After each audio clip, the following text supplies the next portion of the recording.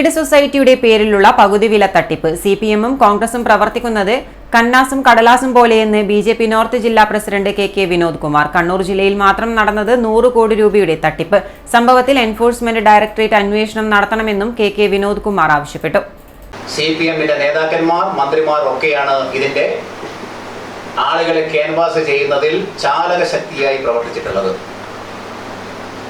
പല പരിപാടികളുടെയും ഉദ്ഘാടകന്മാർ ഇത് തട്ടിപ്പാണെന്ന് അവരുടെ നേതാക്കന്മാർക്ക് അറിഞ്ഞിട്ട് പോലും ചില പരിപാടികളുടെ ഉദ്ഘാടകന്മാരും അതിന്റെ ആശംസാ ഭാഷകരും ഒക്കെ ഈ കോൺഗ്രസിന്റെയും സിപിഎമ്മിന്റെയും നേതാക്കന്മാരും മന്ത്രിമാരുമായിരുന്നു. ഒരു MLA അദ്ദേഹത്തിന്റെ നിയോജക മണ്ഡലത്തിൽ അല്ലാതിരുന്നിട്ട് പോലും ചില പഞ്ചായത്ത് പ്രസിഡന്റുമാരെയും ഒക്കെ വിളിച്ചു വരുത്തി ഇതിന്റെ ഈ പരിപാടിയിൽ പങ്കെടുത്തു.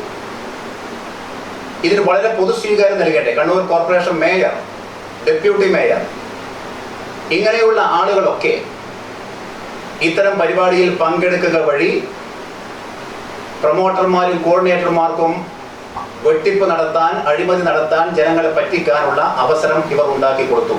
കണ്ണൂർ ജില്ലയിൽ ആയിരക്കണക്കിന് ആളുകളാണ് തട്ടിപ്പിനിരയായിരിക്കുന്നത്. കണ്ണൂരിലെ വിവിധ രാഷ്ട്രീയ നേതാക്കൾ മുതൽ വാർഡ് മെമ്പർമാർ വരെ ഈ തട്ടിപ്പിന് കൂട്ടുനിന്നു. രജിസ്ട്രേഷൻ ഫീ ഇനത്തിലും നിരവധി ആളുകളെ വഞ്ചിച്ചിരിക്കുന്നു. ലക്ഷക്കണക്കിന് രൂപ ഈ ഇനത്തിലും ലഭിച്ചിട്ടുണ്ട്. CSR ഫണ്ട് ലഭിക്കാൻ വ്യാപകമായി NGOകൾ രൂപീകരിച്ചു. ജില്ലയിൽ മാത്രം 7 സീഡ് സൊസൈറ്റികൾ ഇതിനുവേണ്ടി പ്രവർത്തിച്ചു. പോലീസിൽ പരാതിപ്പെട്ടാൽ അത് ഗൗരവമായി എടുക്കുന്നില്ല. കാര്യക്ഷമമായ അന്വേഷണം നടക്കുന്നില്ല.